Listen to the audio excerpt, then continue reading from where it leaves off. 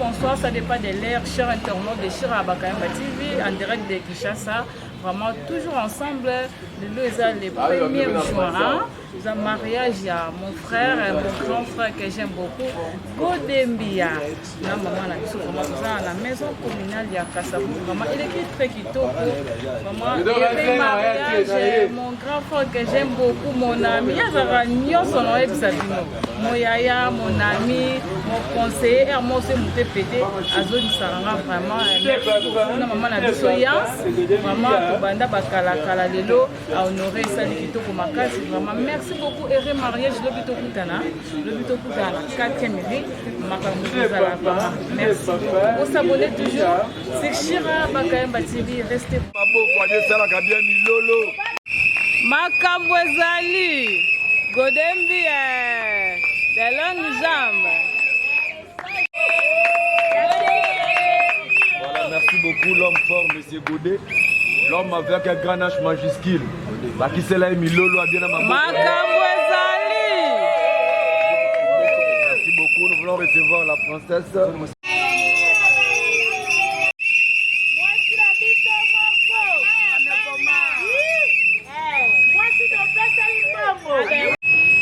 Et mademoiselle Orléans, très sincère félicitations. Vous avez fait un bon choix. Et voilà, aujourd'hui, l'État congolais doit prendre l'acte de votre réunion. Et là, Siliba n'a pas besoin de un délai. Et c'est là, moi, Milolo a bien ma boucle.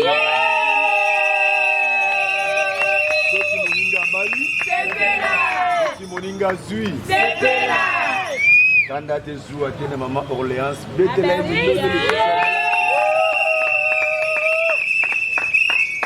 voilà, merci beaucoup, maman Orléans.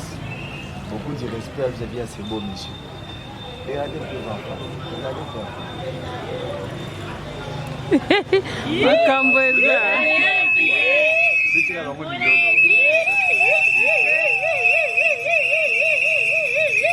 Beaucoup de respect. Bah, c'est le délai d'Akota Mabala et Anakota.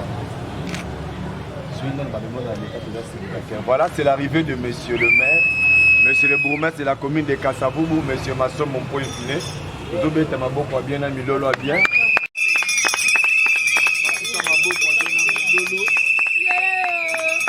Bonjour. Alors, c'est moi ça. On a dit que c'est moi ça. On a moins de bosser quand on monte. Aujourd'hui, c'est un jour heureux. Moi, je suis doublement heureux. Pourquoi? Parce qu'il s'agit quand même de quelqu'un que je porte à cœur. Et aujourd'hui, il va se marier. Il va mettre fin au célibat. Pourquoi? Parce que le mariage coutumier n'avait pas mis fin au célibat. Jusque-là, il avait toujours la qualité de célibataire. Alors, c'est le mariage civil qui met fin au célibat, raison pour laquelle c'est le seul mariage où on s'engage avec vos signatures. Alors, c'est un mariage où l'État intervient, raison pour laquelle nous allons lire la loi tirée du Code de la famille qui va nous permettre de comprendre ou soit de cerner ce qu'il y a par rapport au mariage. Alors, nous allons lire l'article 330 qui stipule que le mariage est l'acte civil, public et solennel par lequel un homme et une femme qui ne sont engagés ni l'un ni l'autre dans les liens d'un précédent mariage enregistré établissent entre eux une union légale, durable et dont les conditions de formation sont déterminées par la présente loi. Alors, par rapport à cet article, je vais être bilingue. Les législateurs, ou soit Makili Mibeko, ont voulu d'abord nous montrer la nature du mariage. C'est quoi le mariage? On dit que le mariage, c'est un acte civil. Et par acte civil, il faut comprendre que c'est un acte de l'État, reconnu aussi par l'État, bien sûr. Mais cet acte-là, il est public et solennel. Public, pourquoi? Parce que c'est un acte qui se pose devant au moins deux catégories de personnes. Nous avons d'un côté des témoins, mais de l'autre, nous avons aussi un officier de l'État civil qui est le représentant du pouvoir public parce que c'est la seule personne habilitée à présider une cérémonie de mariage. Si celui-ci est empêché, il est remplacé par celui qu'on appelle le préposé de l'État civil. Ce n'est pas n'importe quel agent qui doit célébrer un mariage civil. Alors pourquoi on dit solennel? Parce que c'est une cérémonie ou soit un acte qui doit se faire selon les règles de l'art. Ça veut dire que vous devez définir votre identité et aussi vous devez payer tous les frais y afférents. Mais comme je l'ai dit tantôt, la cérémonie doit être présidée par une personne qualifiée. Alors aujourd'hui, il s'agit du plus jeune parmi tous les officiers d'état civil de la République démocratique du Congo. C'est montré. Dans un adage que moi, je suis avec Ramoda.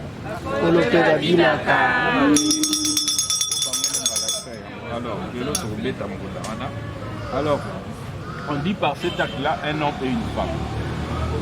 Un homme et une femme qui ne sont engagés ni l'un ni l'autre dans les liens d'un précédent mariage enregistré. Ça veut dire tout simplement que M.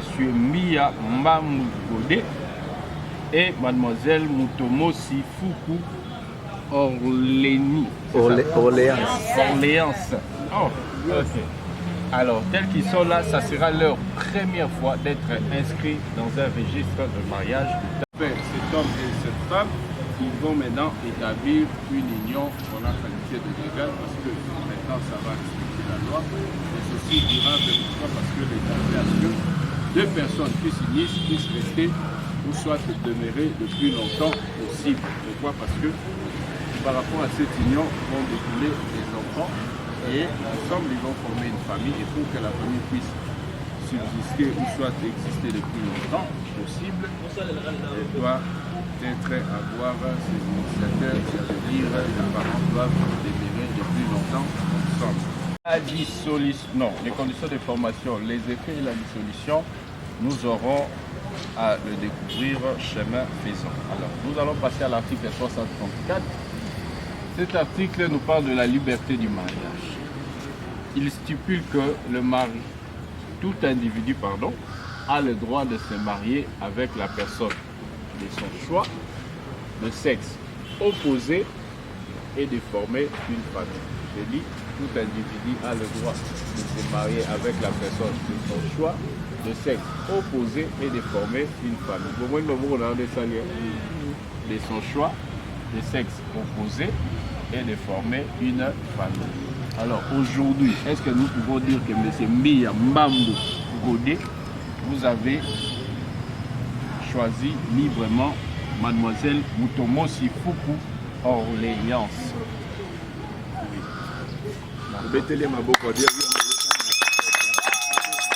Alors, plus tard, vous allez découvrir pourquoi est-ce que j'ai posé cette question. Mademoiselle Mutomo Sifuku Orléans, avez-vous aussi choisi librement Monsieur Mia Mbambo Godé?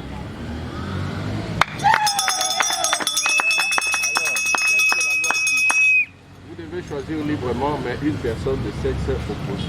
Mais tel que nous sommes là, nous voyons, il y a bien un homme morphologiquement, physiquement, et aussi une femme morphologiquement, physiquement, une femme. Alors, sous d'autres cieux, nous avons des personnes transigentes. Nous osons croire qu'en RDC, il n'y aura pas ce genre de personnes parce que ça ne reflète pas notre culture, malgré que nous sommes un pays laïque, mais je pense que nos libertés sont quand même bien limitées. Alors, M. Godé, moi je suis avec lui depuis très longtemps, donc je pense que c'est bel et bien un homme partout, comme on ne sait pas vraiment tout vérifier, mais nous disons que c'est un homme et cet article il est bien respecté. De même pour Madame Mutomo Sifuku Orléans.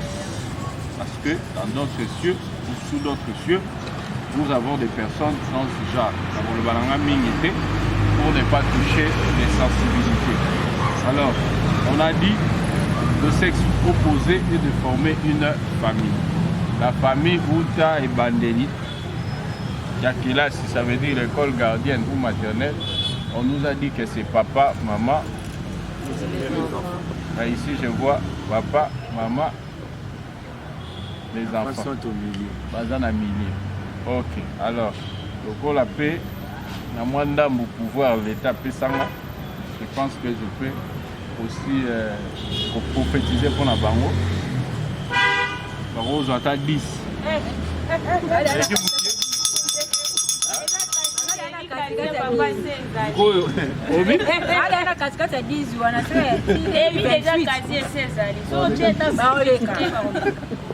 Ah, bon, 10 ans, bon, on a le 10 ans parce que tout à l'heure, on a gratuité à maternité, la gratuité à enseignement. Ça veut dire que tout passe mingi pour nos parents. Alors, le collab de Baxel, 18 autres qui font maintenant 28. Tous les gens qui sont dans le langage de Bisso Bakino, tout le monde même tapé ça. Nzambe pesa bango tina 28, bango kutu bakosenga te mais yo kaka ndem to pesa bango. OK, de bandiveli amen. Ça va, désolé qu'il y a 28, tu en es et Coca. Alors, nous allons passer à l'article 349. Cet article nous parle du but du mariage. Pourquoi messieurs Godé et mademoiselle Orléans vont se marier? Alors, cet article stipule que le mariage a pour but essentiel de créer une union entre un homme et une femme qui s'engagent à vivre ensemble jusqu'au décès de l'un d'entre eux pour partager leur commune destinée, mais aussi pour perpétuer leur espèce. Je répète, le mariage a pour but essentiel de créer une union entre M. Godé et Mademoiselle Orléans qui s'engagent à vivre ensemble jusqu'au décès de l'un d'entre eux pour partager leur commune destinée et pour perpétuer leur espèce. Aujourd'hui, puisque nous vous avons posé la question, vous nous avez répondu que vous êtes choisi librement. Ça veut dire qu'aujourd'hui, M. Godé, vous vous engagez à vivre ensemble avec Mademoiselle Orléans. Jusqu'à où? Jusqu'à l'infini, vraiment le bien infini. Le papa, le bon hasard, ancien des ailleurs, jusqu'à la mort. Donc, la lingala facile, le varati, lui. Et nous devons croire que le Gola Bazana nous va jeune, nous vivons à 100 ans de mariage, et nous avons fait un segment pour nous, l'Ibala n'a pas moulu, et comme ça, 100 ans de mariage. Jusqu'à là, nous avons une année, 2 ans. Donc, ça veut dire qu'on dit qu'il y a 50 heures de mariage, soit 100 ans, et là, qui va qu'on a vu sur les 5 mois. Je pense que Bakoma a 70 ans. Mais Bango, toujours tombe la Bango, 100 ans, nous tombe les. Tombe la papa moko boye, atika biso to kasa ko fati ba mikolo baza ba ebi. Boye bien non? Ebi. OK. Alors, on a dit quoi? Ils s'engagent à vivre ensemble. Ils s'engagent à vivre comment? Ensemble. Il y a Moïse Katumbi. Alors, ils s'engagent à vivre ensemble. Ensemble, on est le banine. Maman Godé. Ozana Kimbouni, Moko, Mibale, Misat. Vous devez toujours vivre comment? Ensemble. Papa Godé. Moussa Lebenda, vous allez vivre comment? Ensemble. Pourquoi vous allez vivre ensemble? Parce que vous êtes engagés. Alors, nous aussi, nous pensons que vous allez former un très bon foyer. Olia, Omela, Olata, et vous amatez, et puis vous allez toujours rester ensemble. Et c'est rester ensemble là, le but c'est de la vie. Mais pendant que vous allez rester ensemble, qu'est-ce que vous devez faire? Vous devez partager votre commune destinée. Ça veut dire tout simplement qu'à partir d'aujourd'hui, il n'y a plus de secret entre vous deux.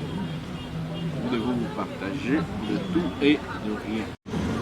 Donc, Papa Godé, tout qui n'a pas de nayo moko, na agent payeur nayo, aïe salaire nayo, à partir de là, Maman Orléans, aïe bipé, azam ou yopé, aïe ba salaire nayo. Les abons côté. Pardon? Papa Zawana est passé à la bongo, pour retourner, ce qui est signé en police. Maman, c'est quoi éviter? Les locaux à tuer à la photo. Oui, baka. Papa est salaire na bongo. Yo yebi salaire à papa. Bongo papa est nyonso pe yo makelemba nyonso to ayebi. OK, to senga na mama Orléans pour la exemple wana parce que eza linde bongo. Mama ozo seka yo sala bongo te. Abili kelemba kosimba te. Ah, liba wana eza pona ba célibataire. Merci. Alors, on a pas marié secret et c'est bon. Maman est bien haut, il passe à la rango. Alors, non seulement. Oui.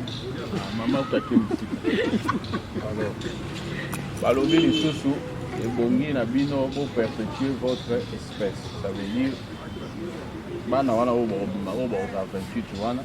Les sous baza na miso ya papa Godé, mais na munoko ya maman Orléans. Les sous-soupés bazali na matoi ya maman Orléans mais bazali na misu papa Godé. Donc espèce la baronde tout le monde a kaka na libala oyo toboyi bano bazaka zwa noko tolingi te tobema molimo tolingi yango te. Alors parmi les effets on nous parle aussi de l'article 444 où ils ont le baboué, le mari et le chef du ménage, les époux se doivent protection mutuelle. Les maris et les chefs du ménage, les époux se doivent protection mutuelle. Maman Orléans, dans votre ménage, qui est le chef? Papa. Oh, bah, on m'a cassé. Qui est le chef? Ok, merci. Obengue papa, c'est bien. Parce que dans la Bible, moi, si je vois Benga mobile, Seigneur. Bon, bien. Sarah. Ah, bah, attends la Bible, merci. Ok, il y a le bien papa. Alors, balobi les sous les époux se doivent protection mutuelle. Protection mutuelle, le papa Godé doit protéger maman, maman peut protéger papa. Pour protéger na moya lelo to nga kotelemela eloko moko to benye ko kende kotonga molongani na yo te soki ozali na ba camarades ou bien na bandeko na yo mpona koloba mwasi na nga ayebi kolamba te, mwasi na nga alinga mosala te, mwasi na nga patati patata, ezaka yo moko za omilukela ba problème parce que basemeki eza masolo bando kobeta na matanga nyonso na feti nyonso e yo moko okota mobu bomoni yango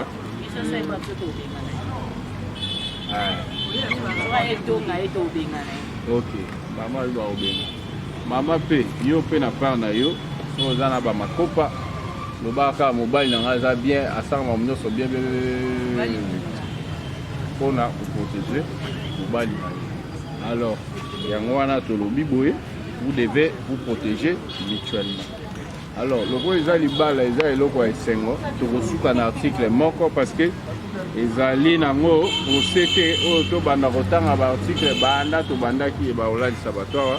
Alors tokosuka na article 459 oyo ezali article moko socle ou soit base ya libala oyo ofongola matoi. Article oyo ezalaka baelema mine oyo pe même bancien marié to bozawa esengeli à chaque fois ozoyisa yango na libala na bino mpo makambo ezala à l'aise. Tozotanga yango elobi boye les époux se doivent mutuellement 1. Fidélité, 2. Respect, 3. Considération, 4. Alobi, affection. Olania. Réciproque. Il y a comme déjà la 4e. Alors, Abandeli, Balobi, les époux se doivent mutuellement. Réciproque, ou soit on va appeler les époux se doivent réciproquement. Fidélité, respect, considération et affection. Oh, la coutume la biso eloba que moi si azalaka nini wana pour la mariage ya bino wana mariage ya l'état au l'état za na sima balobi fidélité. Ça veut dire moi si moko mobali. Wana bozonga kuna na mboka. C'est ça. Oh makamote moi si mobali moko na 13 femmes. Oh 13 femmes mobali. Alors. Donc voilà, mais c'est le maire. En marié, modérateur Aza Awa, Azali n'a plus de 18 ans d'expérience et à vie de couple. Akubakisa, Oyo, peut-être ils ont une loi parce que le mariage c'est aussi la vie pratique. Les abongotés. Donc la vie pratique, wana, normalement, alors, le modérateur a 18 ans d'expérience dans ma mariage, si bien que ma balle se raté, mais quand même, ils ont un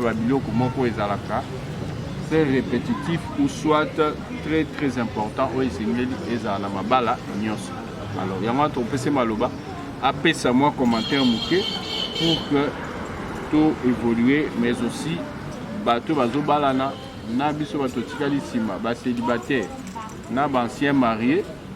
Oui, bah quand même, côté Ango, na misala. Mais c'est le modérateur, Maloba Mboko. Merci beaucoup pour la parole, monsieur le maire.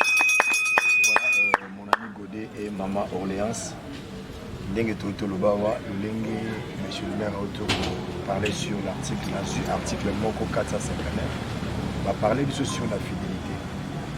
En ce qui concerne la fidélité, plus. Moi, personnellement, je n'ai pas épargné ma maman. Je n'ai pas épargné ma maman. C'est comme ça la fidélité. Je n'ai pas tata. Et on a s'adressé à papa Goudé. Fidélité, moi c'est beau. Pas Goudé. C'est la loi. Moi c'est beau. Est-ce que Nazongi non. C'est la loi. Libala ya l'État basaka na ngote. Vous allez libala mobé. Papa Godet a commis régime na bango na maman Orléans a commis communauté universelle de bien. Maintenant tout le papa Godet mon monde. Est-ce que maman Orléans a eu code sur le téléphone na yo? Il a un code. Ils ont à côté. Ils ont un schéma peut-être. Voilà, chance né maman lobi. Maman Orléans. Elle a eu sur le mot. Maman bazali ara. Biso papa to maman yele. Tout le monde pour aller. Ce qui n'a pas que maman a côté facilement le téléphone nanga. Ce qui n'a pas que le téléphone nanga na côté. Ce qui n'a pas deuxième regard na téléphone. Au moins attendre sur la douche quand le téléphone. Mais maman, ce qui a zos lamba, a dit téléphone à scène chez nous les hommes fidélité dans la téléphone. Vous comprendrez? Nulle part ailleurs, bah, commis au moins ça, on a droit aussi, bah, téléphone, on va le mettre. Non. Ce maman c'est un téléphone à la minuit, il peut ça aider. Maman c'est un téléphone à minuit, il peut essayer. Tu n'as pas fini. Si on peut essayer le téléphone, il a là, donc à l'aise, ma bébé. Ah, vous allez le faire contrôler ça. Parce que nous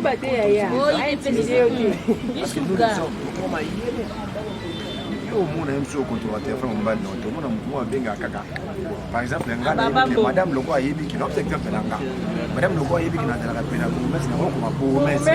il y a quand même sur 19 Bourmès est tellement gentil. Papa, Bourmès t'appelle. Oh, que ça Bourmès, c'est ça Jeannette. Il y a mon miso. Fidélité de la téléphone. Hein, maman, papa. Téléphone, il y a maman. Hein? Il y a maman qui a. On va parler sur le respect. Moi, je suis la maman. Quelle que soit la beauté de maman, ceux qui manquent de respect, au moins, ils t'attendent au godé. On est en bon à la on va le jour. Mais moi, je suis dans le respect. Il y a mon respect. Il y a une balle. Quel que soit, vous allez maintenant à 5 malheureux. Il y a tellement de mot, mais aujourd'hui, il y a des femmes, vous allez à 5. Ça manque de respect. Le respect est très important, même pour l'homme. Aujourd'hui, ça fait mal au monde, on va le faire au film, on va se mettre à la et puis on a le loco takalo. Quand on a eu sur la place, le loco takalo. Respect, c'est les animations, on va parler sur la considération. Maman. Papa Godé après Nzambo atana Lola. Tala Mpio. Et de même maman Orléans Mpio c'est ça papa Godé. De même les chef auto le bar. Ils ont moi si mon Bible avec mon bal na monseigneur à cause ya considération. À tel degré à considération, ils ont considéré mon bal là. On a bien un monseigneur. Et ça les sous-monter. Eh maman. Non, on va mettre comme on a fallu aussi. Vous croyez qu'on est déjà considération? Non. Quand les mêmes moutons ont zoomé au bar qui veut faire un moyen. Ce qu'on a été qui n'a pas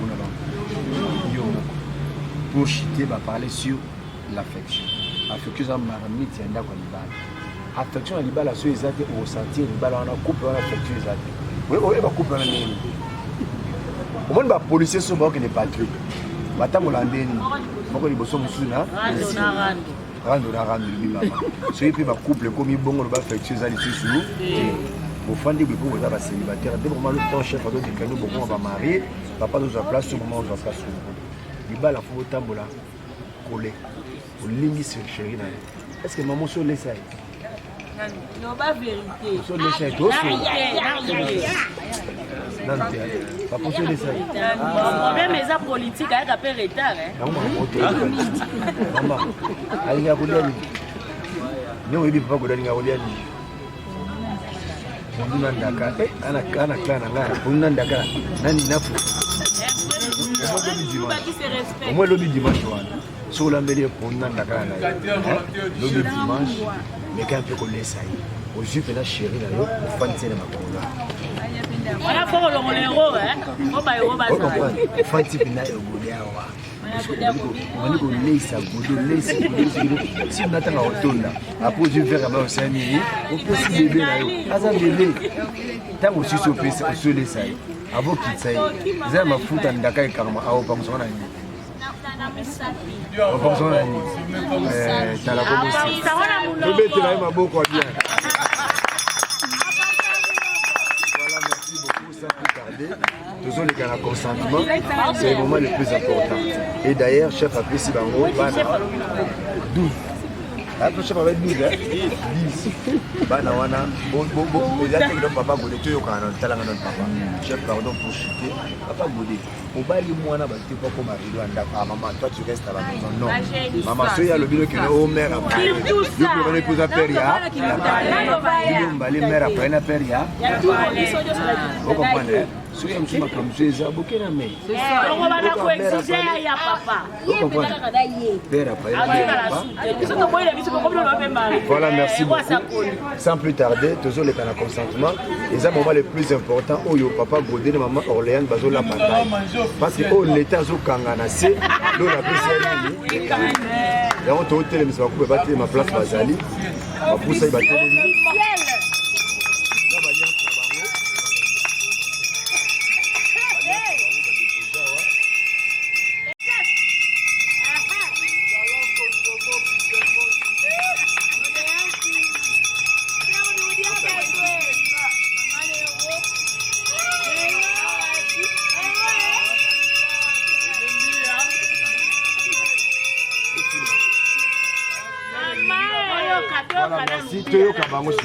volume, hein? Consentement des époux.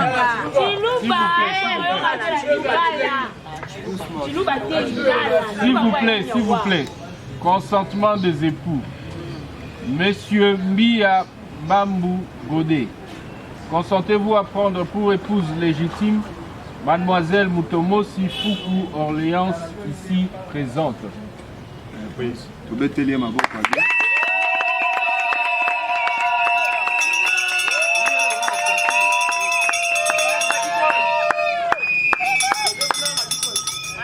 Mademoiselle Mutomo Sifuku Orléans, consentez-vous à prendre pour époux légitime Monsieur Mbia Bambou Godé ici présent? Merci ma boca.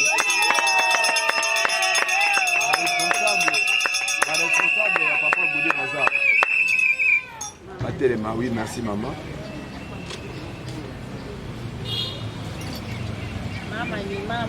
Monsieur Mambumpinga Célestin et Madame Mutema Moulomba Tété, Consentez-vous à ce que M. Mbi Mbambu Godé, votre fils, prenne pour épouse légitime Mademoiselle Mutomosi Fuku Orléans, ici présente?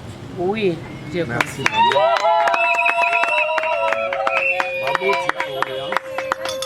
Baboti à Orléans. Naye Kabamba et Madame Mutomosi Mukam Nicole.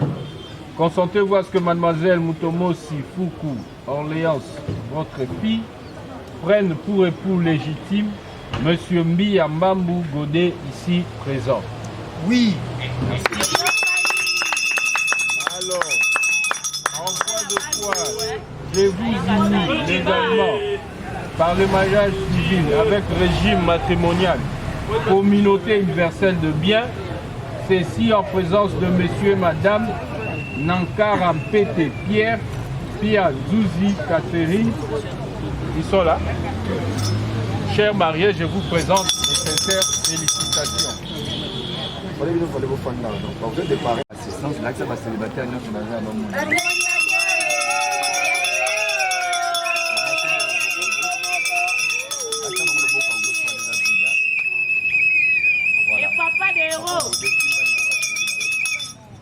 Au-delà de sa chérie, nous allions à signer à Bolivie.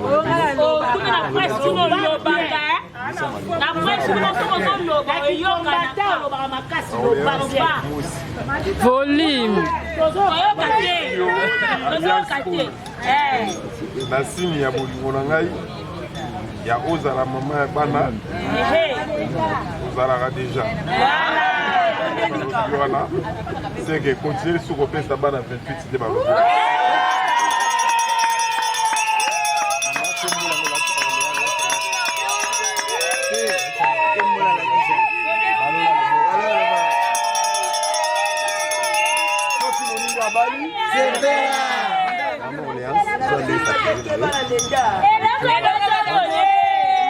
Je vois l'assistance.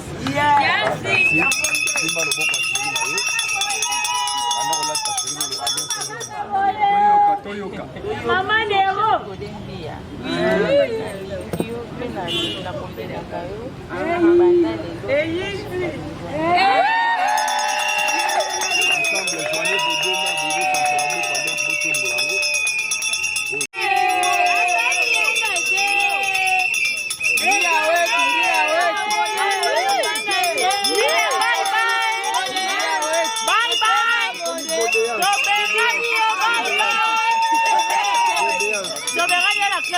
Bye bye. Voilà, c'est tout ça qui n'a qu'à bien comme moi. Les logos de la match à Ligue des Champions.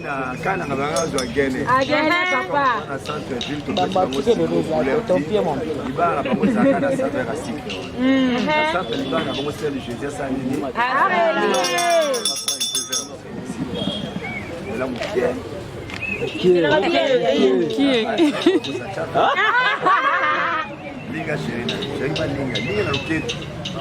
Linga papa, quand tu vois ça comme assembla wana. Assembla ndeto boya. To linga gile boye.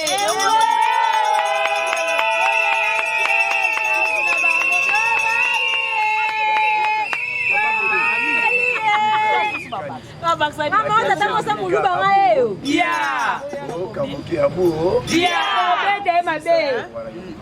Oh, la guerre la match Real na moko ezate. Lelo, mon pied. Eh wo. Lakisa ngo yaya. Maman Orléans.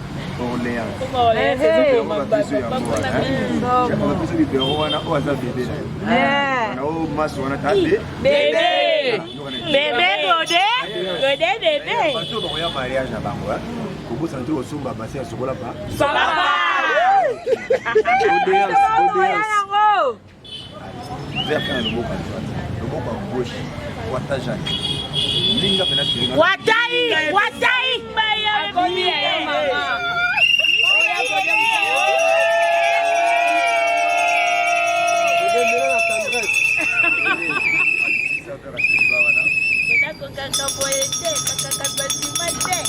Soda ko sentiment terre. Célibat. Les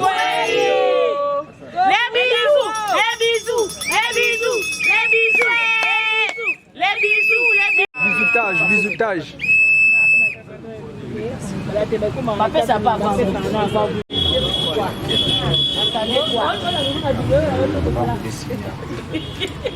Quand on signe, on s'est capé pour nous.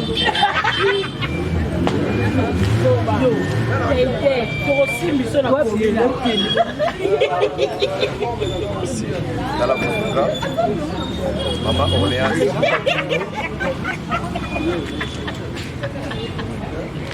Voilà.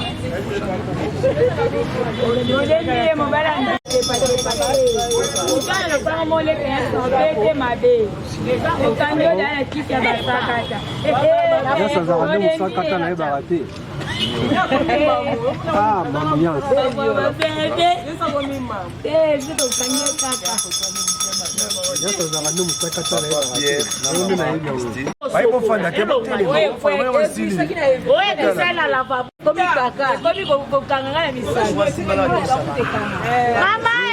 Les bisous, les bisous, les bisous.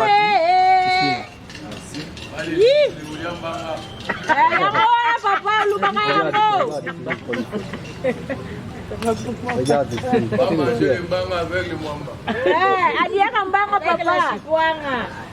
avec les boucles là.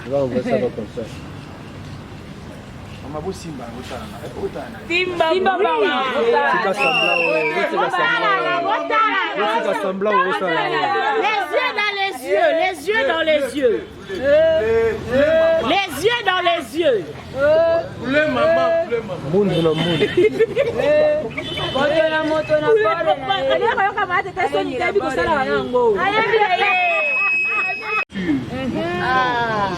déclaré que Mademoiselle Mutombo Sifuku Orléans, vous devenez Madame Mia Mutombo Sifuku Orléans.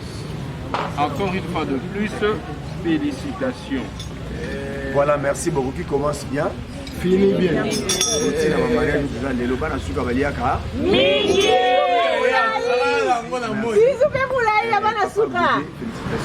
maman, ma femme légitime, maman Orléans, femme légitime. Femme légitime, maman Conti. Comme c'est spécial.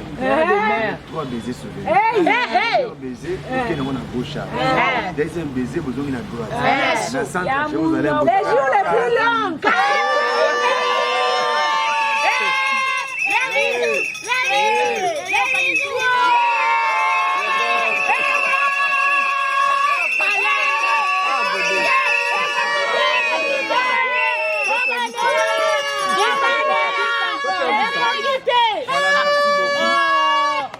Et ça, t'as 2 minutes, ça va tout seul. Nous sommes arrivés à la fin de notre cérémonie. Monsieur Excellence, à suivre et l'autre excellence, c'est que nous avons biso tozawa, aboyi ba IGF na libala oyo. Totika bango ba vivre na Kenya, ba évoluer ba comme Matina 120. Voilà, merci, on se tient debout, nous allons continuer avec l'hymne national et nous allons passer à la prise des photos souvenir après l'hymne national. L'hymne national, debout congolais, hymne 2. Debout congolais, unis par les sorts, unis dans l'effort pour l'indépendance.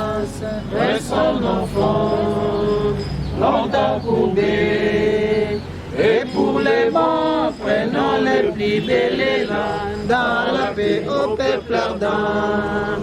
Parlez la paix, nous bâtirons un pays plus beau qu'avant dans la paix citoyenne. Entonnez l'hymne sacré de notre solidarité, fièrement saluer l'emblème de notre souveraineté. Congo, don béni Congo, deux aïeux Congo, au pays Congo, bien-aimé soleil, 30 juin, du 30 juin, jour sacré soit le témoin, jour sacré de l'immortel, serment de liberté. que nous léguons à notre prospérité pour toujours.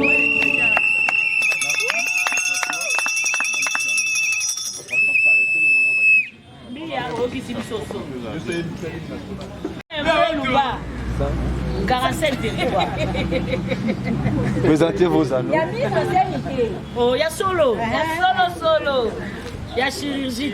Voilà, papa et maman, venez. Papa,